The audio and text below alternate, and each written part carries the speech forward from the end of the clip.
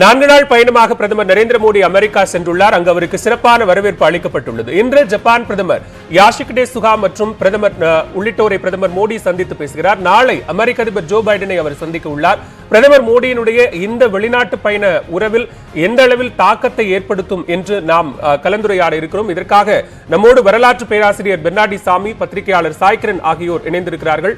அவர்களிடம் நாம் தொடர்ந்து பேசவிருக்கிறோம். இருவரையும் இந்த அமர்வுக்கு வரவேற்கிறேன். அதற்கு முன்னதாக இந்த பயணம், பிரதமர் நரேந்திர மோடியினுடைய இந்த அமெரிக்க பயணம் நாளை அதிபர் ஜோ பைடனுடன் இருதரப்பு பேச்சுவார்த்தை நடத்துவது மட்டுமல்லாமல் குவாட் உச்சி மாநாட்டிலும் அவர் பங்கேற்கிறார். மேலும் ஐநா பொதுசபை கூட்டத்திலும் அவர் உரையாற்ற இருக்கிறார். இது தொடர்பான ஒரு செய்தி தொகுப்பை முதலில் பார்க்கலாம். ஜப்பான் பிரதமர் யோஷிஹிடே சுகா, ஆஸ்திரேலிய பிரதமர் ஸ்காட் மாரிசன் ஆகியோரை தனித்தனியாக சந்தித்து இருதரப்பு பேச்சுவார்த்தை நடத்துகிறார். அப்போது பிராந்திய மற்றும் சர்வதேச விவகாரங்கள் குறித்து கருத்துக்களை பரிமாறிக்கொள்கிறார். இதைத் தொடர்ந்து ஆப்பிள் நிறுவனத்தின் தலைமை செயல் அதிகாரி டிம் குக் உள்ளிட்ட அமெரிக்க நிறுவனங்களின் உயர் அதிகாரிகளை சந்தித்து பேசுகிறார். அமெரிக்க துணை அதிபரும் இந்திய வம்சாவளியைச் சேர்ந்தவருமான கமலா ஹாரிஸை முதல் முறையாக சந்தித்து பேசுகிறார். அப்போது இரு நாடுகளுக்கும் இடையிலான நல்லுறவுக்கான வாய்ப்புகள், குறிப்பாக அறிவியல் தொழில்நுட்பத்துறையில் உள்ள வாய்ப்புகள் குறித்து ஆலோசனை நடத்தப்படுகிறது. மேலும் அதிபர் ஜோ பைடன் அளிக்கும் இரவு விருந்து நிகழ்ச்சியில் பங்கேற்கிறார். இந்த பயணத்தின் முக்கிய அம்சமாக அமெரிக்க அதிபர் ஜோ பைடனை வெள்ளிக்கிழமை சந்தித்து இருதரப்பு பேச்சு நடத்துகிறார். அப்போது இந்தியா அமெரிக்கா இடையிலான ஒருங்கிணைந்த சர்வதேச பாதுகாப்பு ஒத்துழைப்பு குறித்து ஆய்வு செய்ய உள்ளதாகவும், பரஸ்பர நலன் சார்ந்த பிராந்திய மற்றும் சர்வதேச விவகாரங்கள் குறித்து ஆலோசனை நடத்த உள்ளதாகவும் பிரதமர் தெரிவித்துள்ளார். உள்ளூர் நேரப்படி வெள்ளிக்கிழமை மாலையில் அமெரிக்க அதிபர் ஜோ பைடன் தலைமையில் நடைபெறும் குவாட் மாநாட்டில் பங்கேற்கிறார். 4 நாடுகள் சேர்ந்து அமைத்துள்ள குவாட் அமைப்பின் மாநாடு முதல் முறையாக நேரில் நடக்கிறது. இதில் ஆஸ்திரேலிய பிரதமர் ஸ்காட் மாரிசன், ஜப்பான் பிரதமர் யோஷிஹிடே சுகா ஆகியோரும் பங்கேற்கிறார்கள். இந்த மாநாட்டில் கடந்த மார்ச் மாதத்தில் காணொலி மூலம் நடத்தப்பட்ட மாநாட்டில் மேற்கொள்ளப்பட்ட முடிவுகளின் முன்னேற்றம் குறித்தும், இந்தோ பசிபிக் பிராந்தியத்துக்கான தங்களது எதிர்கால செயல்பாடுகள் குறித்தும் விவாதிக்கப்பட உள்ளது. வாஷிங்டனில் இருந்து 25ஆம் தேதி நியூயார்க் செல்லும் மோடி 76வது ஐநா பொதுசபை கூட்டத்தில் இந்திய நேரப்படி சனிக்கிழமை மாலை 6:30 மணிக்கு உரையாற்றுவார் என எதிர்பார்க்கப்படுகிறது. இதில் கொரோனா பெருந்தொற்று, தீவிரவாதத்தை ஒழிக்க வேண்டியதன் அவசியம், வானிலை மாற்றம் மற்றும் பிற முக்கியத்துவம் வாய்ந்த விவகாரங்கள் குறித்து உரையாற்ற உள்ளார். பின்னர் தனது பயணத்தை முடித்துவிட்டு இந்தியா திரும்புகிறார். ஆப்கானிஸ்தானிலிருந்து அமெரிக்க படைகள் வெளியேறியதை தொடர்ந்து ஆட்சி மாற்றம் ஏற்பட்டுள்ள நிலையில் ஆப்கானிஸ்தான் நிலவரம் குறித்து உலக நாடுகளின் தலைவர்களோடு மோடி ஆலோசனை நடத்துவார் என்று எதிர்பார்க்கப்படுகிறது. கொரோனா பெருந்தொற்றுக்கு பிறகு தனது முதலாவது வெளிநாட்டு பயணமாக வங்கதேசத்துக்கு கடந்த மார்ச் மாதத்தில் மோடி சென்றார். இந்நிலையில் முதலாவது நீண்ட தூர வெளிநாட்டு பயணத்தை அவர் மேற்கொண்டுள்ளார். அமெரிக்க அதிபராக ஜோ பைடன் பதவியேற்ற பிறகு காணொலி மூலம் நடைபெற்ற நிகழ்ச்சிகளில் அவருடன் 3 முறை பிரதமர் கலந்து கொண்டுள்ளார். தற்போது முதல் முறையாக நேரில் சந்தித்து பேசுகிறார். இதற்கு முன்னதாக அமெரிக்காவுக்கு 2019ஆம் ஆண்டு செப்டம்பர் மாதத்தில் பயணம் மேற்கொண்ட பிரதமர் அப்போதைய அதிபர் டொனால்டு டிரம்புடன் இணைந்து ஹவுடி மோடி நிகழ்ச்சியில் கலந்து கொண்டு உரையாற்றினார். கடந்த 2014ஆம் ஆண்டில் பிரதமராக பதவியேற்ற பின்னர் அமெரிக்காவுக்கு 7வது முறையாக மோடி பயணம் மேற்கொண்டுள்ளது குறிப்பிடத்தக்கது. மிகவும் முக்கியத்துவம் வாய்ந்த இந்திய பிரதமரினுடைய இந்த அமெரிக்க பயணம், இன்றைய நிகழ்வுகள் என்னவாக இருக்கிறது என்பது தொடர்பான விவரங்களை பகிர்ந்து கொள்வதற்காக இணைகிறார் எமது டெல்லி செய்தியாளர் சுசித்ரா. சுசித்ரா, நீங்க தொடரலாம்.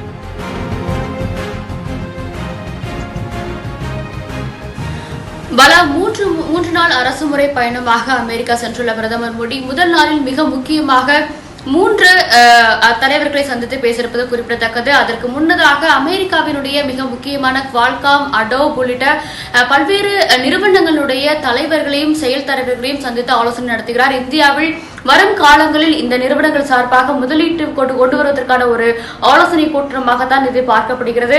5 நிறுவனங்களுடைய தலைவர்கள் இந்த ஆலோசனை கூட்டத்தில் பங்கேற்பதற்கான உறுதியை அளித்திருப்பதாகவும் இந்திய தூதரகமானது அதிகாரப்பூர்வ தகவல்களை வழங்கியிருக்கிறது. அதன் பின்னர் அமெரிக்காவினுடைய துணை அதிபர் மிக முக்கியமாக இந்திய வம்சாவளியை சார்ந்த கமலா ஹாரிஸுடன் ஒரு ஆலோசனை கூட்டமானது வெள்ளை மாளிகையில் உள்ள அவருடைய அலுவலகத்தில் நடைபெறும் என்ற ஒரு தகவலையும் இந்திய தூதரகமானது அளித்துள்ளது. அது தவிர நீண்ட நாளாக கிடப்பில் போடப்பட்டிருக்கும் இந்த ஆலோசனை கூட்டங்களான, அதாவது ஆஸ்திரேலிய பிரதமர் ஸ்காட் மாரிசனுடைய ஆலோசனை கூட்டம் மற்றும் ஜப்பானுடைய பிரதமர் யோஷிஹிடே சுகாவுடனான அந்த ஆலோசனை கூட்டமானதும் இந்த முதல் நாளில் நடைபெற உள்ளது குறிப்பிடத்தக்கது. இரண்டாம் நாளை பொறுத்த அளவில் அமெரிக்க அதிபருடனான அந்த தனியே நடைபெற உள்ள இந்தியா மற்றும் அமெரிக்கா இடையான அந்த பைலேட்ரல் ஆலோசனை கூட்டமானது நடைபெற உள்ளது. அதன் பின்னர் குவாட் உச்சி மாநாட்டிலும் வந்து பங்கேற்க உள்ளார். இந்த மாநாட்டை பொறுத்தவரையில் ஏற்கனவே கூறியது போல முதல் முறையாக நடைபெறும் ஒரு நேரடியான கூட்டமாக பார்க்கப்படுகிறது. இந்தியாவினுடைய எல்லை பிரச்சனை மட்டுமல்லாமல் தீவிரவாதம், பாதுகாப்பு மற்றும் காலநிலை உள்ளிட்ட பல்வேறு முக்கிய அம்சங்களையும் இந்த 4 நாடுகளுடைய தலைவர்கள் ஆலோசிக்க உள்ளது குறிப்பிடத்தக்கது. ஆஸ்திரேலியா, இந்தியா, அமெரிக்கா மற்றும் ஜப்பான் ஆகிய 4 நாடுகளிடையே உள்ள நல்லுறவை எவ்வாறு மேம்படுத்தலாம் என்ற ஒரு ஆலோசனை கூட்டமும் இரண்டாவது அந்த நாளில் நடைபெற உள்ள அந்த குவாட் உச்சி மாநாட்டை பொறுத்தளவில் நடைபெறும் என எதிர்பார்க்கப்படுகிறது. அதன் பின்னர் இரவு நடைபெற உள்ள ஜோ பைடன் தலைமையில் வழங்கப்படும் அந்த இரவு உணவு அதிலும் வந்து அவர் பங்கேற்க உள்ளார். அதன் பிறகு இந்திய தூதரக அதிகாரிகள் மற்றும் பாதுகாப்பு ஆலோசகர் அஜித் தோவலுடன் ஒரு ஆலோசனை கூட்டமானது நடைபெறும் என்ற ஒரு தகவலையும் மத்திய அரசாங்கம் அதிகாரப்பூர்வமாக உறுதி செய்துள்ளது. அதன் பிறகு இறுதியாக அதாவது ஐநாவினுடைய சபையில் நடைபெற உள்ள அந்த மாநாட்டில் இந்தியாவின் சார்பாக பிரதமர் மோடி பேச உள்ள நிலையில் அதற்கு எந்தெந்த மாதிரியான தயார் நிலைகளை வந்து முன்னெடுக்கலாம் என்ற ஒரு முதற்கட்ட பணியில் பிரதமர் அலுவலகம் ஈடுபட்டு வருகிறது. மிக முக்கியமாக இந்தியாவை பொறுத்தளவில் இந்தியாவில் எவ்வளவு தடுப்பூசிகள், கொரோனாவினுடைய தடுப்பூசிகள் இருக்கின்றன, தயாரிப்பு எவ்வளவு இருக்கிறது, அதை உலக நாடுகளுக்கு எவ்வாறு கூடுதலாக கொண்டு சேர்க்கலாம் என்பது தொடர்பான ஒரு உரையை அந்த ஐநாவினுடைய மாநாட்டில் முன்வைக்க உள்ளதாகவும் பிரதமர் அலுவலகமானது தெரிவித்திருக்கிறது. அது தவிர தற்பொழுதைய மிக முக்கிய பிரச்சனையான தீவிரவாத பிரச்சனை மற்றும் காலநிலை மாற்றம் உள்ளிட்ட ஆகிய 2 தலைப்புகளிலும் பிரதமர் மோடி கருத்துக்களை முன்வைப்பார் என்ற ஒரு எதிர்பார்ப்பும் தற்பொழுது நிலவி வருகிறது. மிக நீண்ட நாளுக்கு பிறகு பிரதமர் மோடி பங்கேற்கும் பல்வேறு முக்கிய நிலவுகள் இந்த பயணத்தின் பொழுது நடைபெறுவதன் காரணமாக அரசியல் விமர்சகர்கள் மட்டுமல்ல பல்வேறு உலக நாடுகளும் தலைவர்களுமே வந்து ஒரு பெரிய மாற்றமானது இந்த ஆலோசனை கூட்டங்கள் மற்றும் மாநாடுகளுக்கு பிறகு ஏற்படும் என்ற ஒரு எதிர்பார்ப்பையும் ஏற்படுத்தியுள்ளது. பாலா, நிச்சயமாக நன்றி சுசித்ரா. விரிவான விவரங்களுக்கு, மேலதிக விவரங்களுக்கு மீண்டும் இணையலாம். நாம் இந்த அமர்வில் நம்மோடு இணைந்திருக்கிறார்கள் வரலாற்று ஆய்வாளர் திரு பெர்னாடி சாமி மற்றும் பத்திரிகையாளர் சாய்கிரண் கண்ணன். அவர்களோடு நாம் தொடர்ந்து உரையாட இருக்கிறோம். திரு பெர்னாடி சாமி, இந்த பயணம் இதற்கு முன்னதாக நம்ம செய்தி தொகுப்பில் பார்த்த மாதிரியும் நம்ம சுசித்ரா சொன்ன மாதிரியும் இதற்கு முன்னதான பயணம் ஹவுதி மோடி ட்ரம்புடன் மோடி மேற்கொண்ட அந்த பேச்சுவார்த்தை என்பதும் இருநாட்டு உறவு தொடர்பாக அவர்கள் மேற்கொண்ட ஒப்பந்தங்கள் என்பதும் அதற்கு பிறகாக தற்போது பைடன் மோடி என்கிற இந்த உறவு, இந்த சந்திப்பு, இந்த பேச்சுவார்த்தை என்ன வித்தியாசம்? இதன் மூலமாக நாம் நமக்கு கிடைக்க போகிற மாற்றம் என்பது என்னவா இருக்கும்? பிரதமர் மோடி இப்போ அங்கே போயிருக்கிறாங்க, அங்கே இருக்கிறாங்க. இந்த சமயத்தில் நீங்கள் குறிப்பிட்டது போல் இப்போது வந்து போன தடவை இதுவரைக்கும் அவர் பயணம் செய்த போது அவங்கள மீட் பண்ணது வந்து டொனால்ட் ட்ரம்ப்பை தான் மீட் பண்ணிருக்கிறாங்க. இந்த தடவை வந்து ஜோ பைடனை மீட் பண்ணுறாங்க. கட்சி தான் மாற்றம். இவர் வந்து டெமோக்ராட்டிக் பார்ட்டியை சேர்ந்தவர், அவர் வந்து குடியரசுக் கட்சியை சேர்ந்தவர். அப்படி இருந்தால் கூட இந்தியா அமெரிக்கா இடையே இருக்கக்கூடிய உறவு வந்து எந்த விதத்திலையும் வந்து கட்சிகள் மூலமாக நிர்ணயிக்கப்படுவதில்லை. அது எல்லாமே வந்து அந்த ஸ்ட்ராட்டஜிக் பார்ட்னர்ஷிப் என்று சொல்லக்கூடிய அளவில் பல ஆண்டுகளுக்கு முன்பாகவே இந்தியாவும் அமெரிக்காவும் பல இடங்களில் வந்து நாங்கள் சேர்ந்து வேலை செய்கிறோம் என்று ஒப்புத்து கொண்டிருக்கிறார்கள். அதில் ஒரு 11 ஏரியா இருக்குது. எல்லாத்துலேயுமே வந்து அவங்க 2 பேருமே வந்து தொடர்ந்து வேலை செய்து கொண்டு வருகின்றார்கள். அந்த விதத்தில் வந்து இப்போ ஜோ பைடனை சந்திக்கிறது வந்து நிச்சயமாக இருநாட்டு உறவுகளையும் வந்து இது வளர்ப்பதற்கான ஒரு பெரும் முயற்சியாக இருக்கும். அதை தவிர வந்து நம்ம பார்த்தோம்னா வரலாற்று பூர்வமாக எப்போதுமே வந்து ஜனநாயக கட்சி அதிபர்கள் வந்து இந்தியாவுக்கு வந்து ரொம்ப ஆதரவாகவே இருந்திருக்கிறாங்க. அந்த விதத்தில் வந்து இவரும் ஜனநாயக கட்சியை சேர்ந்தவர், இந்தியா மேலே வந்து ரொம்ப நம்பிக்கையும் அன்பும் வைத்திருக்கிற கூடியவர். இன்னொன்று பார்த்தோம்னா இவர் வந்து இந்த ஜனவரி மாதம் தன்னுடைய ஆட்சியை அமைத்த பொழுது நிறைய இந்திய வம்சாவளியினரை வந்து பல முக்கியமான பொறுப்புகளில் நியமித்துள்ளார். அந்த விதத்தில் வந்து அது ஹெல்த்தாக இருக்கட்டும், முக்கியமான விவகாரங்களில் எல்லாருமே இந்திய வம்சாவளியினரை அவர் வைத்திருக்கிறார். அந்த விதத்தில் வந்து இந்த ஒரு பயணம் என்பது வந்து நேராக அவர்கள் சந்திக்கக்கூடிய ஒன்றாக இருக்கும். இரண்டாவது வந்து இன்னைக்கு ஆப்கானிஸ்தானத்தில் ஏற்பட்டிருக்கக்கூடிய பிரச்சனையை மையப்படுத்தி பேசப்படுவதாக இருக்கும். ஏனெனில் ஆப்கானிஸ்தானத்தை பொறுத்த வரைக்கும் போன தடவை வந்து 79 வந்து ரஷ்யா பின்னணியில் தான் அவங்க பாகிஸ்தானோட அவங்க இணைஞ்சாங்க. இப்போ வந்து இவங்க வெளியேறி விட்டார்கள். இவங்களோட உறவு இல்லாதனால இந்தியாவை ஒரு முக்கியமான பார்ட்னர் அமெரிக்கா இன்றைக்கி பார்த்துட்ருக்குறாங்க. அந்த விதத்தில் இருதரப்பு அவங்க 2 பேரும் சேர்ந்து பேசுகிறதுல வந்து இது முக்கியமாக வலியுறுத்தப்படும். இன்னொன்று இந்தியாவுக்கு ஒரு முக்கியமான ஒரு பொறுப்பை ஒரு உச்சி மாநாட்டில் கலந்து கொள்ளக்கூடிய ஒரு வாய்ப்பு கிடைச்சிருக்கிறது. குவாட் மாநாடு. அதில் வந்து ஜப்பான், ஆஸ்திரேலியா, இந்தியா, அமெரிக்கா அப்படின்றப்ப இது வந்து இந்த இந்தோ பசிபிக்கில் இருக்கக்கூடிய எல்லாவற்றையும் சுற்றி உழைக்கக்கூடிய மிக தொலைவில் இருக்கக்கூடிய எல்லா நாடுகளையும் உள்ளடக்கிய ஒரு அமைப்பு. இதில் வந்து இந்தியாவுக்கு வந்து ஒரு பெரும்பங்கு இந்தியா ஆற்ற வேண்டும் என்பதை அமெரிக்கா திரும்ப திரும்ப சொல்லிக்கொண்டே இருக்கின்றது. அந்த விதத்தில் இந்த உச்சி மாநாட்டிலும் இந்தியாவினுடைய பங்கு வரவேற்கப்படும். அதில் நிறைய முடிவுகளும் எடுக்கப்படும். நிச்சயமா தொடர்ந்து பேசலாம். திரு சாய் கிரண் கண்ணன், ஒரு பத்திரிகையாளராக உங்களுடைய பார்வையில இன்றைய இந்த பயணம், அமெரிக்க பயணம் பிரதமர் நரேந்திர மோடியுடையது. அது மட்டும் இல்லாம ஐநா சபையில் அவர் ஆற்றவிருக்கிற உரை, அமெரிக்க அதிபர் ஜோ பைடன் மற்றும் இலங்கை அதிபர் ராஜபக்சே ஆகியோர் உரையாற்றி இருக்கிறார்கள். அதனைத் தொடர்ந்து இந்திய பிரதமரனுடைய உரை என்பது எவ்வளவு முக்கியத்துவம் வாய்ந்த ஒன்றாக பார்க்கப்படவிருக்கிறது? கண்டிப்பா இந்த மீட்டிங், சீரீஸ் ஆஃப் மீட்டிங்ஸ் இந்த யூஎஸ் ட்ரிப்ல பாத்தீங்கன்னா மோடியோட பிரைம் மினிஸ்டரோட விசிட் வந்து ரொம்ப முக்கியமான விஷயம் தான். ஏன்னா இப்ப வந்து கடந்த வாட்டி வந்து அவங்க யூஎஸ் போனதுக்கும் இந்த வாட்டி போறதுக்கும் நிறைய டிஃபரன்சஸ் நடந்திருக்கு. ஜியோ பொலிட்டிக்கல் இஷ்யூஸ் பாத்தீங்கன்னா நம்மளோட நெய்பர்ஹுட் ஆப்கானிஸ்தான்ல நிறைய மாற்றங்கள் ஏற்பட்டிருக்கு. கோவிட்க்கு அப்புறம் நடக்கிற மீட்டிங்னால health care and terror related and COVID related issues பத்தி நிறைய டிஸ்கஷன்ஸ் நடக்கும். அதே சமயத்துல கிளைமேட் கிரைசிஸ் வந்து ஒரு முக்கிய பங்கு வகிக்கும். ஏன்னா இப்ப நிறைய நாடுகள் வந்து ரொம்ப சீரியஸா எடுத்து பார்த்தீங்கன்னா கிளைமேட் கிரைசிஸ் எப்படி வந்து கோல் எமிஷன்ஸை வந்து எப்படி கட் பண்ணலாம். இப்போ நேற்று பார்த்தீங்கன்னா சைனா ஆல்ரெடி சொல்லியிருக்கு அவங்க ஓவர்சீஸ் கண்ட்ரீஸ்ல வந்து அவங்க வந்து கோல் பிளான்ட்ஸ்ல வந்து இன்வெஸ்ட்மெண்ட் வந்து இனிமேல் பண்ண மாட்டாங்க. So that it helps climate change, stops climate change. So அந்த மாதிரி இந்தியா வந்து climate changeல வந்து என்னென்ன மாற்றங்களை ஏற்படுத்தும் என்று நம்ம பார்க்க வேண்டும். ஸோ அது தவிர பார்த்தீங்கன்னா ஜோ பைடனோட ஃபர்ஸ்ட் மீட்டிங் அண்ட் குவாட் நம்ம பார்க்கறச்சே கூட this is the first in person meeting. இது வரைக்கும் அவங்க வந்து வீடியோ கால்ஸ் மூலமாக தான் அவங்க எல்லாரும் மீட் பண்ணுறாங்க. So this is the first quad meeting, in person meeting. So அது வந்து ரொம்ப முக்கியமான மீட்டிங்காக இருக்கும். அதை தவிர ஒரு புதிய என்டிட்டி உருவாகி இருக்குது, ஆக்கஸ் அப்படின்றது. அது ஆஸ்திரேலியா, யூகே அண்ட் யூஎஸ், இவங்க 3 பேர் மட்டும். It is about submarine warfare.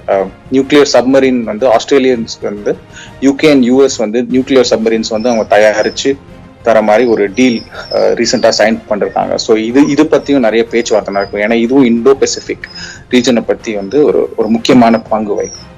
நிச்சயமா நம்ம தொடர்ந்து பேசலாம். திரு பெர்னாடி சாமி, இங்க இன்னைக்கு பேச போகிற, அதாவது நாளைக்கு நடக்க போகிற அந்த குவாட் உச்சி மாநாட்டில் இந்த 4 நாடுகளும் பேசவிருக்கிற மிக முக்கியமான விஷயங்கள்ல ஐபிசிசி கொடுத்த இந்த காலநிலை மாற்றம் தொடர்பான அறிக்கை ஒரு முக்கிய பொருளாக இருக்கு. அதை தொடர்ந்து கொரோனா, ஏன்னா அமெரிக்கா தொடர்ந்து முன்னாடி ட்ரம்ப் கூட வந்து இந்த கொரோனா வைரஸ் அப்படின்னு குறிப்பிடாம சீன வைரஸ் அப்படின்னே தொடர்ந்து குறிப்பிட்டிருந்தாரு. கொரோனா வைரஸ் உருவானது சீனாவில் இருந்து தானா, இது மிகப்பெரிய ஒரு பொருளாதார சமநிலையை வந்து உடைச்சிருச்சு, பொருளாதார ஏற்றத்தாழ்வை ஏற்படுத்தி இருக்கிறது, இதன் மூலமாக நிறைய பாதிப்பை உலக நாடுகள் சந்திச்சிருக்கு அப்படிங்கிற ஒரு குற்றச்சாட்டை கடுமையாக சீனாவின் மீது வைத்திருக்கிறார்கள். குவாட் உச்சி மாநாட்டில் கிட்டத்தட்ட ஆஸ்திரேலியாவும் ஜப்பானும் அதே நிலைப்பாட்டில் இருக்கக்கூடிய நாடுகள். நாளைக்கு சீனாவிற்கு எதிரான ஒரு நிலைப்பாட்டை கடுமையாக இந்த மாநாட்டில் எடுப்பார்கள் அப்படிங்கிற விஷயத்தை நம்ம எதிர்பார்க்கலாம். நல்ல அருமையாக நீங்கள் குறிப்பிட்டீங்க.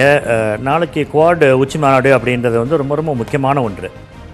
ஏன்னா இந்த குவாடுன்றது வந்து ஆரம்பித்ததே வந்து 2007ஆம் ஆண்டு.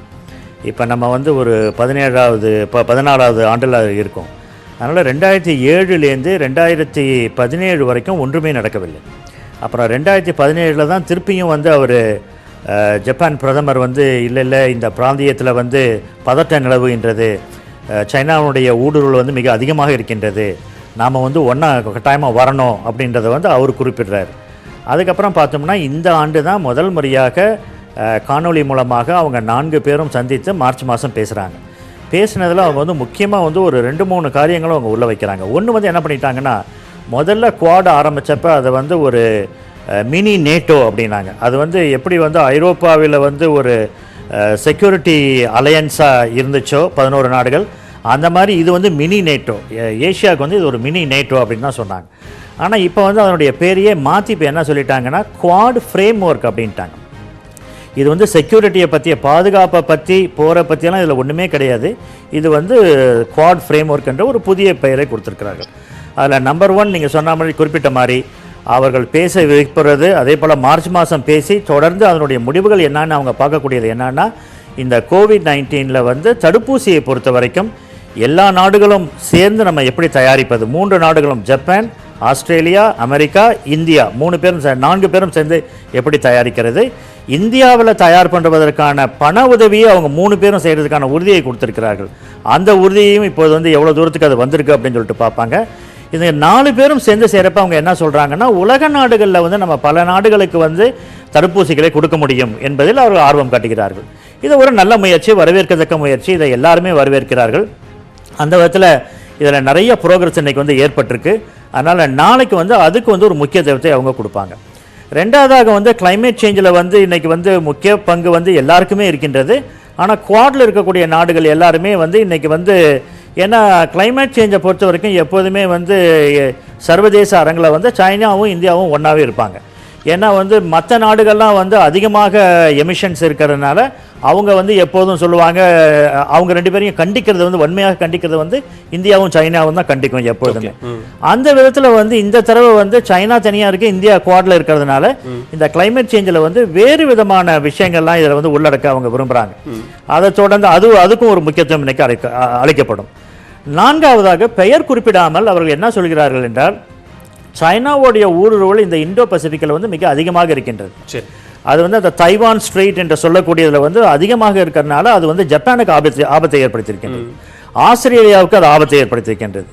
இந்த காரணத்தினால்தான் இந்த குவாடை வந்து இன்னைக்கு வந்து சைனா என்ற பெயர் குறிப்பிடாமல், அதே சமயத்தில் வந்து இதை வந்து எப்படி வந்து ஒரு எல்லா நாடுகளையும் உள்ளடக்கிய ஜனநாயக நாடுகளை பாதுகாக்கக்கூடிய ஒரு அமைப்பாக இதை மாற்ற முடியும் என்பதில் அவர்கள் வந்து அதிகமாக கவனம் செலுத்த இருக்கின்றனர். சரி, இது ஒட்டுமொத்தமா சீனாவுக்கு எதிராக ஓரணியில் உலக நாடுகள் ஒன்று திரள்கிறதா அப்படிங்கிற அந்த குறிப்பிட்ட அந்த நாடுகள் ஒன்று திரள்கிறதா என்ற கேள்வி எழுகிறது.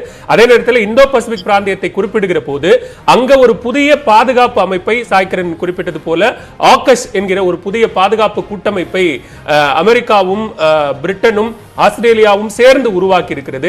அதுல இந்தியாவினுடைய பங்கு என்னவாக இருக்கும்? ஒருவேளை அதுல இந்தியா தன்னுடைய பங்களிப்பை செலுத்தும் பட்சத்தில் பிரான்ஸ் இந்தியாவுக்கான உறவுல ஏதாவது பாதிப்பு ஏற்படுமா என்பது குறித்து நம்ம தொடர்ந்து பேசலாம். ஒரு சிறிய இடைவேளைக்கு பிறகு சிறப்பு நேரலை தொடரும். பிரதமர் நரேந்திர மோடியின் அமெரிக்க பயணம் தொடர்பான சிறப்பு நேரலையில் பேசிக் கொண்டிருக்கிறோம். இந்த அமர்வில் வரலாற்று ஆய்வாளர் பெர்னாடி சாமி மற்றும் பத்திரிகையாளர் சாய்கிரண் கண்ணன் ஆகியோர் நம்மோடு இணைந்து பேசிக் கொண்டிருக்கிறார்கள். சாய், இந்த விஷயம், அதாவது பெர்னாடி சாமி அவர்கள் குறிப்பிட்ட இந்த மாநாட்டில் பேச போகிற மிக முக்கியமான விஷயங்கள்ல ஒண்ணு இந்தோ பசிபிக் பிராந்தியம் தொடர்பான பாதுகாப்பு. அங்க ஏற்கனவே சீன ராணுவம் தன்னுடைய ஆதிக்கத்தை செலுத்துவதாக அமெரிக்கா சொல்லி இருக்கிறது. ஆகஸ் நீங்க குறிப்பிட்ட ஒன்று. இதுல இப்போ பிரான்ஸ் அதிபர் இமானுவேல் மெக்ரனுடன் பிரதமர் நரேந்திர மோடி தொலைபேசி வாயிலாக பேசியிருக்கிறார். இந்த விவகாரத்தில் இணைந்து செயல்படுவோம் அப்படிங்கிற ஒரு விஷயத்தையும் சொல்லியிருக்கிறார். இந்த பக்கம் சப்மரைன் டீல் வந்து ரத்து செய்யப்பட்டிருக்கிறது. அதன் காரணமாக ஆஸ்திரேலியா மீதும் ஆகஸ் அமைப்பு மீதும் பிரான்ஸ் கடுமையான ஒரு அதிருப்தியில் இருக்கிறது. இந்த இடத்துல இந்தியாவினுடைய நிலைப்பாடு எப்படியாக இருக்கும் அப்படிங்கிறது ஒரு முக்கியமான கேள்வியாக இருக்கிறது. கண்டிப்பா. அண்ட் ஃபர்ஸ்ட் நீங்க பாத்தீங்கன்னா அந்த ஆகஸ்ட்ல இந்தியாவே ஒரு பங்கு வகிக்கல. So it is only about US, UK and Australia. So அதுவே பாத்தீங்கன்னா இந்தோ பசிபிக் ஏரியாவை நீங்க வந்து ஃபோக்கஸ் பண்ணி ஒரு அமைப்பு நடத்துச்சு. அதுல வந்து ஜப்பானும் இல்லை, இந்தியாவும் இல்லை. ஸோ அதுவே ஒரு பெரிய ஒரு மிஸ்ஸிங்கா இருந்துச்சு இந்தியாவுக்கும் ஜப்பானுக்கும். So they were pretty disappointed. Secondly பாத்தீங்கன்னா ஃபர்ஸ்ட் ஆஸ்திரேலியா வந்து சப்மரீன்ஸ் வந்து அவங்க வந்து பிரான்ஸ்ல தான் வாங்குறது ஒரு இனிஷியல் ஒப்பந்தம் போட்டாங்க. பட் அது வந்து இம்மிடியேட்டா இந்த ஆகஸ் ஃபார்மேஷன்னால அவங்க கேன்சல் பண்ணது வந்து இமானுவேல் மேக்ரான் இன்னும் ரொம்ப ரொம்ப வருத்தப்பட்டாரு. பட் அதே சமயத்துல பாத்தீங்கன்னா இந்த நியூக்ளியர் சப்மரீன் டெக்னாலஜின்றது வந்து இந்தியாவும் பல வருஷங்களாக யூஎஸ்ல இருந்து இம்போர்ட் பண்றதுக்கு நிறைய ட்ரை பண்ணாங்க. பட் அது வந்து இந்தியா மாதிரி ஒரு நாடு கொடுக்காம அவங்க வந்து இப்போ ஆஸ்திரேலியா கொடுத்ததும் வந்து ஒரு பெரிய சர்ச்சையாக இருக்கும். அதே சமயத்துல இந்தியாவுக்கும் பிரான்ஸுக்கும் நல்லுறவு நிறையவே இருக்கு. ஸோ இந்தியா வந்து இதை வந்து கொஞ்சம் பொறுமையாக தான் கவனிப்பாங்க. ஏன்னா இமீடியட்டா இந்த சமயத்துல வந்து யூஎஸ் சப்போர்ட் பண்றதோ இல்ல பிரான்ஸ் சைடு எடுக்கிறதோ வந்து நம்ம பண்ண மாட்டோம். நம்ம யூஸ்வலா பண்ற மாதிரி கொஞ்சம் டிப்ளமேட்டிக்கா தான் இதை வந்து அனுபவம். ஓகே, திரு பெர்னாடிசாமி, இங்க டிப்ளமேட்டிக்கா தான் அணுகணும் அப்படின்னும் போது இந்தியா இதுல மிக கவனமாக இருக்கணும். நீங்க குறிப்பிட்ட மாதிரி குவாட் உச்சி மாநாடு, குவாட் என்கிற அமைப்பு மீண்டும் உயிர் பெற்றிருக்கிறது கிட்டத்தட்ட 20 ஆண்டுகளுக்கு பிறகாக. இப்போ உயிர் பெற்றிருக்கிற இந்த சமயத்துல ஒருபுறம் ஆக்கஸையும் பார்க்கணும், ஒருபுறம் பிரான்ஸையும் பார்க்கணும். எல்லாத்துக்கும் ஒரு சமநிலையோடு நடந்து கொள்ள வேண்டிய ஒரு பொறுப்பும் இடமும் இந்தியாவுக்கு வாய்த்திருக்கிறது. பிரதமர் எப்படி கையாளுவார்னு பார்க்கலாம். இது வந்து ஒரு கஷ்டமான தருணம் தான் இந்தியாவுக்கு. ஏன்னா ஃப்ரான்ஸை பொறுத்த வரைக்கும் நம்மளுக்கு வந்து அவங்களும் வந்து ஒரு மிலிட்டரி பார்ட்னர் தான். இன்னொன்று வந்து ரஃபேல் விமானங்களை நம்மளுக்கு கொடுத்துருக்குறாங்க அவங்க. இன்னொரு பக்கம் பார்த்தோம்னா நம்ம இந்த இந்தோ பசிபிக் ரீஜனில் வந்து நம்ம 4 நாடுகள் வந்து ஒரு கூட்டமைப்பில் இருந்தால் கூட ஃப்ரான்ஸு மற்ற நாடுகள்லாம் வந்து அந்த கூட்டமைப்பில் வந்து இல்லாத நாடுகள். இந்த மலபார் எக்ஸசைஸ்னு சொல்கிறோமே, இந்த ஜாயிண்ட் நேவல் எக்ஸசைஸில் ஃப்ரான்ஸும் பங்கேற்றிருக்கு. இப்போ வந்து மலேசியா, சிங்கப்பூர் அவங்களும் பங்கேற்கிறாங்க. அதனால் இருக்கக்கூடிய எல்லா நாடுகளும், ஐரோப்பிய நாடுகளும் இதில் வந்து சேர்ந்து பங்கேற்கிறதுனால ஃப்ரான்ஸும் வந்து குவாடில் மெம்பர் இல்லாட்டியும் குவாடோடைய அந்த இந்தோ பசிபிக் ரீஜனுடைய இதில் வந்து அதிக இன்ட்ரெஸ்ட் காமிக்கிற, ஆர்வம் காட்டுகிற ஒரு நாடு தான் ஃப்ரான்ஸ். அந்த விதத்தில் வந்து நம்மளுக்கு இராணுவ இது வந்து அவங்க ரஃபேல்லாம் தந்திருக்கிறதுனாலையும், இன்னொரு பக்கம் வந்து இவங்களுடைய அதாவது வந்து இந்த 3 பேரும் வந்து ஒன்றா ஒரு கூட்டு வைத்தது கொண்டதுக்கு என்ன காரணம் என்றால் சைனா தான். சைனா வந்து மிக அதிகமாக இந்த பிராந்தியத்தில் வராங்க. அதுவும் குறிப்பிட்டு அவங்க என்ன சொல்கிறாங்கன்னா, இந்தியன் ஓஷனில் வந்து ஸ்ரீலங்கா, மால்டீவ்ஸ், எல்லா இடத்துக்கும், பாகிஸ்தான், எல்லா இடத்துக்கும் அவங்க வர்றதுனால நம்மளுக்கு வந்து கட்டாயமாக இந்த இடத்துல வந்து ஒரு நியூக்ளியர் சப்மரீன் ஒன்று இருந்தால் தான் நல்லாயிருக்குன்றாங்க. இப்போதைக்கு வந்து ஆஸ்திரேலியாவில் கையில் இருக்கிறது என்னன்னா வந்து டீசல் அட்டாக் சப்மரீன், அதை தான் வந்து ஃப்ரான்ஸ் கொடுத்துருக்கு. அது வந்து இப்போதைக்கு பத்தாது. இதை வந்து நம்ம வந்து எதிர்க்க தான் முடியுமே ஒழிய நம்ம கையில் நியூக்ளியர் சப்மரீன் வார்ஃபேருக்கான ஒரு இது இல்லை. அதே வந்து சைனா பார்த்தீங்கன்னா ஷாங் அண்ட் தாய்ன்னு சொல்லிட்டு அவங்க வந்து மிக அதிநவீனமான இவங்க இப்போ நியூக்ளியர் சப்மரீன் வார்ஃபேர் வச்சுருக்காங்க. பேலிஸ்டிக் மிசைல் சப்மரீன் வார்ஃபேர்னு அவங்க வச்சுருக்கிறாங்க. அந்த விதத்தில் வந்து இதை தாண்டி போகணும் அப்படின்றதுக்காக தான் இந்த ஒரு மிலிட்டரி, இது வந்து மிலிட்டரி ஒப்பந்தம். இந்த 3 நாடுகளும் மேற்கொண்டது வந்து மிலிட்டரி ஒப்பந்தம். அந்த விதத்தில் வந்து இந்தியாவுக்குமே இது ஒரு வருத்தத்தை கட்டாயமாக அளிச்சிருக்கும். ஆனால் அதை நம்மளுடைய பிரதமர் குறிப்பிடவில்லை. இதை இப்படி புரிஞ்சுக்கலாமா? அமெரிக்கா வந்து சீனாவை கடுமையாக எதிர்க்கிறது. ரொம்ப தீவிரமா, அதிதீவிரமா எதிர்க்கக்கூடிய நாடுகள் உடனான ஒரு ராணுவ ஒப்பந்தமாக ஆக்கஸ பார்க்கிறோம். கொஞ்சம் மிதமான ஒரு எதிர்ப்பை காட்டக்கூடிய நாடுகளோடு ஒரு கூட்டு அப்படிங்கிற மாதிரி கிளாசிஃபை பண்ணுதா அமெரிக்கா இந்த விவகாரத்தில்? அருமையா சொன்னீங்க. அப்படிதான் நம்ம பார்க்கணும். ஏன்னா இது வந்து வேரியஸ் லெவல்ஸ்னு சொல்லுவாங்கல்ல, பல கட்டத்தில் வந்து சைனாவை வந்து கவுண்டர் பண்ணணும். அப்படி பல கட்டத்தில் சைனாவை கவுண்டர் பண்றதுக்கு வந்து இந்த ஒரு மிலிட்டரி அலையன்ஸ் வந்து ஒரு ஸ்ட்ராங் மெசேஜ் சைனாக்கு. நாங்கள் வந்து இந்த பிராந்தியத்தில் வந்து நீங்க இன்னும் வந்து ரொம்ப அதிகமாக உங்களுடைய நாங்கள் விடமாட்டோம் அப்படின்றத ஒன்று சொல்லிக்கிட்டு எச்சரிக்கிறாங்க. இது ஒரு எச்சரிக்கை. அதுதான் அந்த ஒரு மெசேஜ் வந்து ரொம்ப ஸ்ட்ராங்காக இது மூலமாக கொடுக்க விரும்புகிறாங்க. குவாடை வந்து என்ன பண்ணிக்கிட்டாங்கன்னா, அதனால தான் என்ன சொல்கிறாங்க வந்து குவாடை வந்து சாஃப்ட் பவராக வச்சுக்கிறாங்க. அதாவது வந்து இதை வந்து ஒரு சாஃப்டாக பவராக வச்சுக்கிட்டா இதில் வந்து டெக்னாலஜி உள்ளே வருது, கிளைமேட் சேஞ்ச் உள்ளே வருது, மற்றது எல்லாமே உள்ளே வருது. அப்படி இருக்கிறப்ப வந்து இங்கே இருக்கக்கூடிய ஜனநாயக நாடுகளை பாதுகாக்கக்கூடிய ஒரு அமைப்பாக, அவர்களுக்கு உதவக்கூடிய அமைப்பாக இந்த குவாட் இருக்கும். ஆனால் மிலிட்ரி அலையன்ஸ் அப்படின்றது வந்து இந்த 3 நாடுகளும் சேர்ந்த ஒரு மிலிட்ரி அலையன்ஸ் வந்து இந்த பிராந்தியத்தில் வந்து மிக அதிவேகத்துடன் செயல்படும் என்பதுதான் இதன் மூலமாக நாம் தெரிந்து கொள்ளலாம். ஓகே சாய்கிரன், இதுல மிக முக்கியமான விஷயம் ஐநா பொதுக்கூட்டத்தில் பிரதமர் அவர்களினுடைய உரை. நான் ஏற்கனவே குறிப்பிட்ட மாதிரி இதற்கு முன்னதாக அமெரிக்க அதிபர் ஜோ பைடன் அங்கே உரையாற்றிருக்கிறார். மிக முக்கியமாக இலங்கை அதிபர் ராஜபக்சே உரையாற்றிருக்கிறார். இனி இலங்கையில வன்முறைகள் ஏற்படாது, அப்படி ஏற்படாம தடுப்பதற்கான அனைத்து நடவடிக்கைகளையும் இந்த அரசு மேற்கொள்ளும் அப்படிங்கிற ஒரு உத்தரவாதத்தை ஐநா பொது சபையில முன்வைத்திருக்கிறார். நம்ம தொடர்ந்து பேசலாம். அந்த கேள்வி நான் திரு பெர்னாடிசாமி அவர்களிடம் வைக்கிறேன். இங்க நீண்ட காலத்திற்கு பிறகாக நேரடியாக ஒரு ஐநா பொதுக்கூட்டத்தில் பிரதமர் பங்கேற்று ஆற்றக்கூடிய இந்த உரை என்பதும் மிக முக்கியத்துவம் வாய்ந்ததாக பார்க்கப்படுகிறது. ஏன்னா ஆப்கானிஸ்தானில் நிகழ்ந்த ஒரு மாற்றம், அதற்கு பிறகாக பருவநிலை மாற்றம் என்கிற ஒரு எச்சரிக்கை சமிக்ஞையை ஐபிசிசி கொடுத்திருக்கிறது. மிக முக்கியமாக இலங்கை, இது 3மே தொடர்ந்து இருந்து கொண்டிருக்கிற நிலையில பிரதமருடைய உரை என்பது எந்த அளவுக்கு முக்கியத்துவம் வாய்ந்தது? பிரதமர் உரை முக்கியமானது. ஏன்னா வந்து ஐநாவில் வந்து பொது சபையில் உரையாற்றுவது என்பதே வந்து ஒரு சில நாட்டு தலைவர்களுக்கு தான் அந்த வாய்ப்பு கிடைக்கின்றது ஒவ்வொரு ஆண்டும். அந்த விதத்தில் இந்த தடவை நேராக போய் அந்த ஐநா உச்சி மாநாட்டில் அவர் கலந்து கொள்வது, பொது சபையில் பேசுகிறது என்பது முக்கியமாக பார்க்கப்படுகின்றது. அதில் கட்டாயமாக அவர் கொடுக்கக்கூடிய ஒரு செய்தி என்னவாக இருக்கும் என்றால், பயங்கரவாதத்துக்கு எதிரான ஒரு செய்தியை கொடுப்பார். அந்த பயங்கரவாதத்துக்கான எதிரான ஒரு செய்தியை கொடுப்பது வந்து ஆப்கானிஸ்தானில் அந்த நாட்டினுடன் எல்லாரும் தொடர்பு வைத்துக்கொள்ள வேண்டும். சில பேர் தான் வைத்துக்கொள்வோம், பல பேர் வந்து நாங்கள் வைத்துக்கொள்ள மாட்டோம் என்பதையெல்லாம் வந்து இருக்கக்கூடாது என்பதை பற்றியும் பயங்கரவாதத்தினால் வரக்கூடிய பிரச்சனைகளை பற்றியும் அவர் கட்டாயமாக அது சொல்லவிருக்கிறார். அதே போல் வந்து கிளைமேட் சேஞ்சை பற்றியும் அவர் வந்து பருவநிலை மாற்றம் இது குறித்த அச்சத்தையும் அதனுடைய விளைவுகளை பற்றியும் அவர் கட்டாயமாக அவர் பேச இருக்கின்றார். அதே சமயத்தில் வந்து இது உச்சி மாநாட்டிற்கு வந்து ஒவ்வொருத்தரையும் இந்த பொதுக்குழு ஐநா பொதுக்குழு மீட்டிங் வந்து ஒவ்வொருத்தரையும் ஒரு தீம் இருக்கும். இந்த தடவை தீம் வந்து COVID-19 தான். அந்த விதத்தில் வந்து உலக மக்களை வந்து எப்படி இந்த ஒரு நோய் தொற்றிலிருந்து பாதுகாப்பது, அதற்கு இந்தியா வந்து மெய்த்ரி அப்படின்னு சொல்லிட்டு, அதாவது வேக்சின் டிப்ளமசி அப்படின்றத வந்து எப்படி வந்து முன்வைக்கிறாங்க, அதன் மூலமாக இந்தியா வந்து எவ்வளோ நாடுகளுக்கு வந்து உதவி செய்ய இருக்கின்றது, மற்ற நாடுகளும் உதவி செய்ய வேண்டியும், இந்த உலகத்தை இந்த மனித குலத்தை இதிலிருந்து பாதுகாக்க வேண்டும் என்கின்ற ஒரு மெசேஜை வந்து ஒரு ஸ்ட்ராங்காக கொடுக்கறதுக்காக தான் அவர் இருக்கின்றார். சாய் இணைகிறார். சாய், இப்போ நான் உங்களிடம் கேட்க விரும்பிய கேள்விங்கிறது, ஐநா பொதுக்கூட்டத்தில் இலங்கை அதிபர் ராஜபக்சே ஆற்றிய உரையில இலங்கையில் மீண்டும் வன்முறைகள் நிகழாது என்பதை உறுதிப்படுத்துவதாக ராஜபக்சேவனுடைய உரை அங்கே அமைந்திருக்கிறது. அதற்கு பிறகாக 25ஆம் தேதி இந்திய பிரதமருடைய உரை அங்கே நிகழ்விருக்கிறது. இது எந்த அளவுக்கு முக்கியத்துவம் வாய்ந்த ஒன்றாக பார்க்கப்படுகிறது?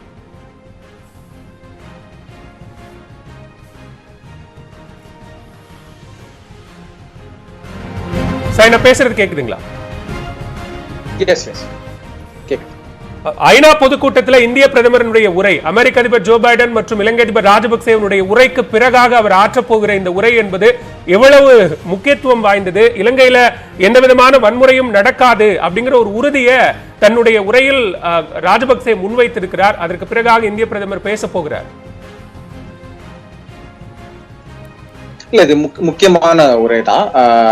நிறைய விஷயங்கள் இதுல வந்து இடம்பெறும். ஏன்னா ஸ்ரீலங்கா பத்தி நிறைய விஷயங்கள், ஆப்கானிஸ்தான் பத்தி நிறைய விஷயங்கள், அண்ட் கிளைமேட் கிரைசிஸ். இப்போ இது பாத்தீங்கன்னா இந்தியா வந்து சில மாதங்களாக வேக்சின்ஸ் எக்ஸ்போர்ட்ஸ் வந்து நிறுத்திட்டாங்க. ஸோ அது வந்து திருப்பி வந்து இது ரெஸ்யூம் பண்றதுக்கு வந்து இந்த மாதம் இறுதியில் இருந்து அது நடைபெறும்.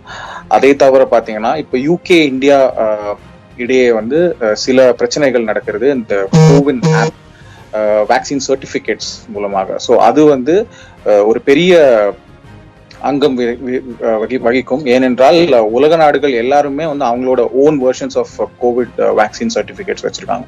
ஸோ அது வந்து ஒரு ஸ்டாண்டர்டைஸ்ட் விதமா வந்து எல்லா நாடுகளும் அதை ஏற்கத்தக்க விஷயங்கள் செய்ய வந்து நிறைய பேச்சுவார்த்தையும் நடக்கும். அதே சமயத்தில் ஸ்ரீலங்கா பத்தி நம்ம பேசணும்னா அவங்களுக்கே வந்து இன்டர்னலா இப்பொழுது நிறைய இஷ்யூஸ் இருக்கு. எக்கனாமிக்லி அவங்க வந்து நிறைய இஷ்யூஸ் இருக்கு. அவங்க இண்டஸ்ட்ரீஸ் எல்லாம் ரொம்ப ரொம்ப கஷ்டமான நிலைமையில இருக்கு. சைனாவோட இன்வெஸ்ட்மெண்ட்ஸ் அவங்க அங்க போதிய ப்ராஃபிட்ஸ், ரிட்டர்ன் ஆஃப் இன்வெஸ்ட்மெண்ட்ஸ் வந்து வரவே இல்லை. ஸோ அதை பற்றி அவர் பேசுவாரா என்ற எனக்கு தெரியாது.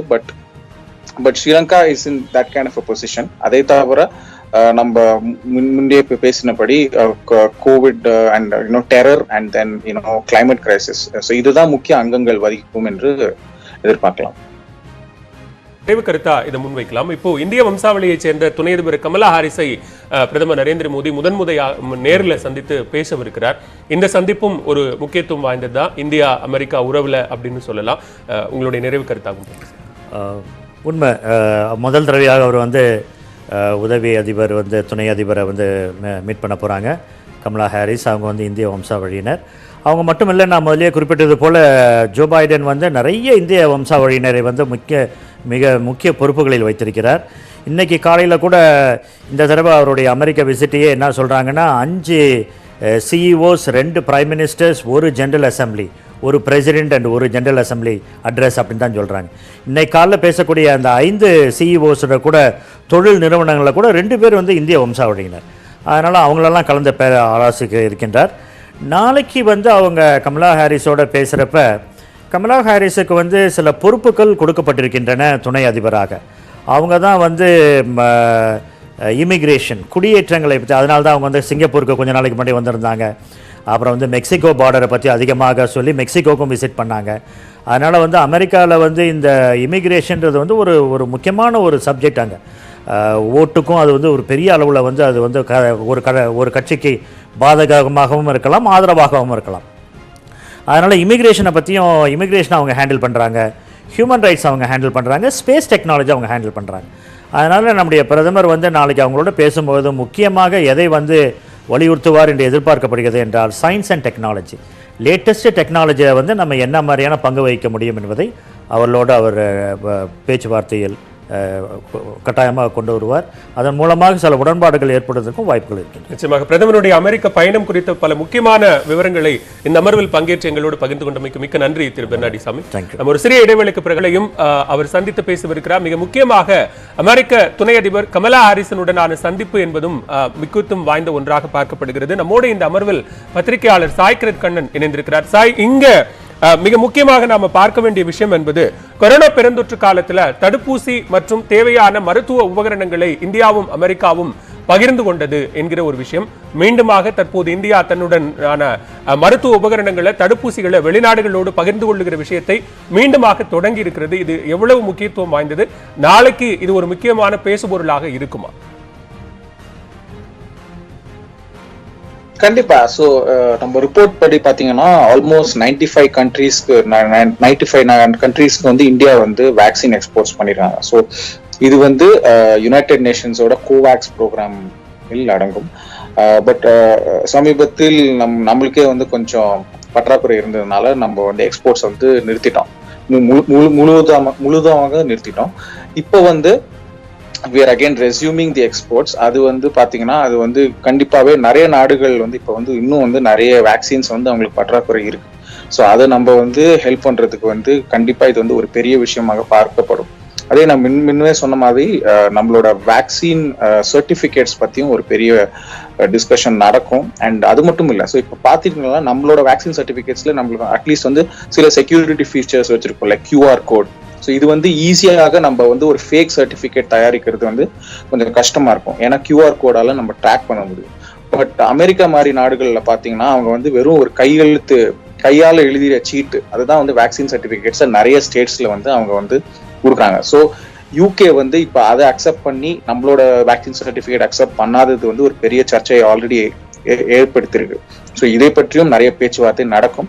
அண்ட் இந்தியா ஆஸ் யூஷுவல் நம்ம போன வாட்டி வேக்சின் மைத்ரி என்ற பேரில் வேக்சின் எக்ஸ்போர்ட்ஸ் பண்ணி நிறைய அதை பற்றிய நிறைய பேச்சுவார்த்தைகள் இருந்தது போல இப்பயும் அது வந்து தொடரும். சாய், மிக முக்கியமாக இந்தியா முன்வைக்கக்கூடிய முழக்கங்கள்ல ஒன்று மேக் இன் இந்தியா திட்டம்.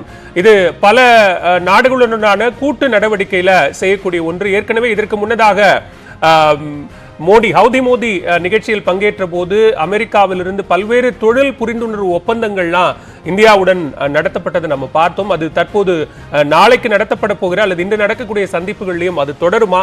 அது எந்த அளவுக்கு இந்தியா அமெரிக்காவுடனான உறவை மேம்படுத்துவதற்கான ஒரு வாய்ப்பாக அமையும்?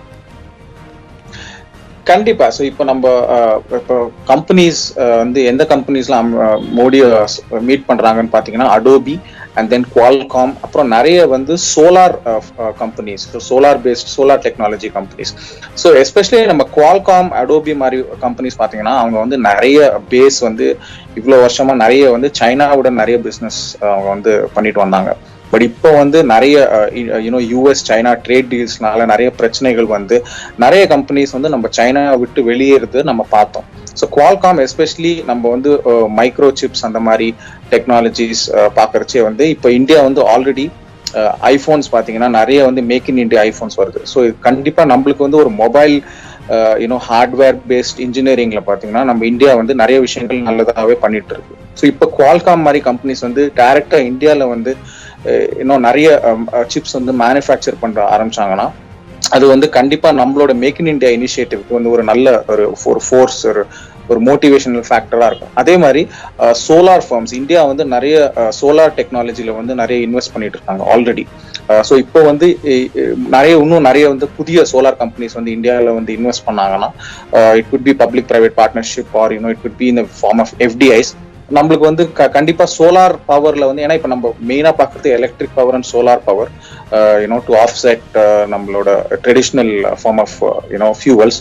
ஸோ இது வந்து நம்மளுக்கு இன்னும் நிறைய வந்து நல்லது பண்ணும் if talks go well with prime minister and other companies.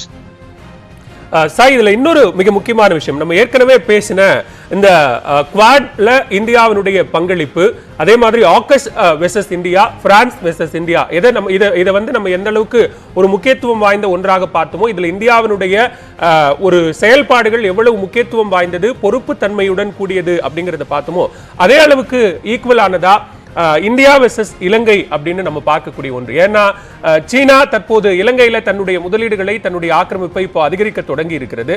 அந்த மாதிரியான ஒரு நேரத்துல இந்தியா இலங்கை உறவுக்கு எந்த விதமான பாதகமும் ஏற்படாமல் இருக்கணும். அதே நேரத்துல சீனாவுடனான செயல்பாடுகளை அளவாக கண்டிக்க வேண்டிய ஒரு பொறுப்பும் இந்தியாவுக்கு இருக்கு அப்படின்னு நம்ம பார்க்கிறோம். இது எப்படி பார்க்கிறோம்? கண்டிப்பா. ஸோ ஐ திங்க் நம்ம ட்ரெடிஷ்னலாவே பாத்தீங்கன்னா 80களுக்கு அப்புறம் தாண்டி பாத்தீங்கன்னா இந்தியா வந்து எப்பயுமே வந்து ரொம்ப அக்ரெசிவா எந்த ஸ்டான்ஸும் எடுத்துல, அதாவது ஒரு பொசிஷன் நாங்க இப்படிதான், நீங்க தப்பு, நீங்க ரைட்டு. இப்போ நிறைய யுனைடெட் நேஷன்ஸ் ஓட்டிங்ல கூட பாத்தீங்கன்னா ஒரு ஈரானுக்கு அகேன்ஸ்டா ஒரு ஓட்டு வருது, இல்ல ஒரு இலங்கைக்கு அகேன்ஸ்டா ஹியூமன் ரைட்ஸ் பத்தி ஒரு சர்ச்சை வருதுன்னா நம்ம வந்து எப்பயுமே ஒரு பெரிய பொசிஷன் எடுக்க மாட்டோம், இலங்கை தப்பு அப்படின்னு. நம்ம யூஸ்வலா நம்ம வந்து ஓட்டிங் வந்து அப்ஸ்டெயின் பண்ணுவோம். ஸோ இந்த விஷயத்திலையும் பாத்தீங்கன்னா ஸ்ரீலங்காவை பொறுத்தவரை, ஸ்ரீலங்காவுக்கு நான் சொன்ன மாதிரியே நிறைய பிரச்சனைகள் இன்டர்னலாவே அவங்களுக்கு வந்து வந்துருச்சு. எக்கனாமி வந்து ரொம்ப மோசமான நிலைமையில இருக்கு அவங்களுக்கு. இன்ஃபேக்ட் போன மாசம் பாத்தீங்கன்னா there was a report that அவங்களுக்கு வந்து ஃபுட் பற்றாக்குறை, உணவு பற்றாக்குறையே நிறைய இருக்கிற மாதிரி வந்து மினிஸ்டர்ஸ் எல்லாம் என்ன பேசினாங்கன்னா, நம்ம எவ்வளவு சாப்பிடுறோம் அதையே நம்ம வந்து கம்மிப்படுத்தணும், அந்த அளவுக்கு வந்து ஒரு நிறைய சர்ச்சை நடந்தது. ஸோ இப்போது பாத்தீங்கன்னா இந்த மாதிரி சிச்சுவேஷன் தான் சைனா மாதிரி நாடுகள் வந்து இதை வந்து நல்லா யூஸ் பண்ணிப்பாங்க. ஸோ ஒரு நாடு வந்து ஆல்ரெடி கஷ்டப்படுற நிலைமையில இருக்கிறச்சு, இவங்க வந்து இன்னும் நாங்க நிறைய ஹெல்ப் பண்றோம் அப்படின்னு சொல்லிட்டு அவங்க என்ன பண்ணுவாங்க, இன் ரிட்டர்ன் அவங்க வந்து நிறைய விஷயங்கள் கான்ட்ராக்ட்ஸ், இப்போ ஒரு 99 இயர் லீஸ் எடுக்கிற மாதிரி, அவங்க போர்ட்ஸ் எடுத்த மாதிரி, அம்மந்தோத்தா போர்ட் வந்து நம்மளுக்கு என்ன நடந்துச்சுன்னு நமக்கு ஆல்ரெடி தெரியும். ஸோ அதே மாதிரி ஸ்ரீலங்கால இருக்கிற மற்ற அசெட்ஸ், இப்போ நார்தர்ன் ஸ்ரீலங்கால வந்து ஒரு பேஸ் வந்து செட்டப் பண்ற மாதிரி, ஒரு நேவல் பேஸ் செட்டப் பண்ற மாதிரி வந்து ஆல்ரெடி பிளான்ஸ் நிறையவே போயிட்டு இருக்கு. இப்போ நார்தர்ன் பேஸ்ல வந்து செட்டப் பண்ணா அது இமீடியட்டா அஃபெக்ட் பண்ற நாடு வந்து பாத்தீங்கன்னா இந்தியாவை தான் அஃபெக்ட் பண்ணும். ஸோ இந்த மாதிரி விஷயத்துல இப்போ இந்தியா வந்து இப்போ கொஞ்சம் முன்னாடி இருக்கிற மாதிரி இல்லாம இப்போ இன்னும் கொஞ்சம் அக்ரெசிவா போய் ஸ்ரீலங்காட்ட போய் நம்ம கொஞ்சம் ஹெல்ப் பண்றோம், நீங்க வந்து சைனாவோட இன்ஃப்ளூயன்ஸை குறைக்கணும் அப்படின்னு நம்ம கொஞ்சம் அக்ரெசிவா இருந்தோம்னா அது வந்து நம்மளுக்கு நல்லதா இருக்கும். இல்ல நம்ம டிப்ளமேட்டிக்கா தான் இருக்கோம்னா கூடிய சீக்கிரம் சைனா வந்து இன்னும் நிறைய பேசஸ் வந்து ஓபன் பண்ற வாய்ப்பு இருக்கு ஸ்ரீலங்காவை. மிக்க நன்றி சாய்கிரண் கண்ணன். இந்த அமர்வில் பங்கேற்று பல்வேறு விஷயங்களை பகிர்ந்து கொண்டமைக்கு மிக்க நன்றி. இந்திய பிரதமர் நரேந்திர மோடியினுடைய அமெரிக்க அரசுமுறை பயணம் என்பது மிக முக்கியத்துவம் வாய்ந்த ஒன்றாக பார்க்கப்படுகிறது. குவாட் உச்சி மாநாடு, ஐநா பொது சபையில் அவர் ஆற்றக்கூடிய உரை என்பதும் மிக முக்கியத்துவம் வாய்ந்த ஒன்று. மேலும் பல்வேறு அண்மை செய்திகளுக்கு தொடர்ந்து இணைந்திருங்கள். இது நியூஸ் 18 தமிழ்நாடு.